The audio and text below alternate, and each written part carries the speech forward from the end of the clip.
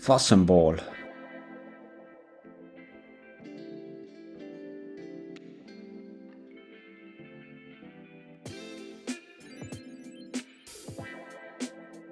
The students are divided into 2 equal teams. The aim is to score a goal by rolling the ball on the ground by 1 or 2 hands. An air pass is allowed with 1 hand. It is forbidden to lift the ball with both hands to make a pass or shoot.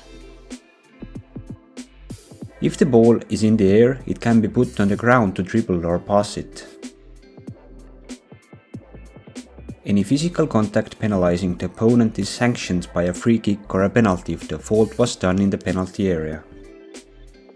It is forbidden to touch intentionally the ball with the feet, except for the goalkeeper in the penalty area to intercept the shots. The goalkeeper cannot use his feet to remove the ball from the hands of the opposing attacker. All play resumption are executed with the feet.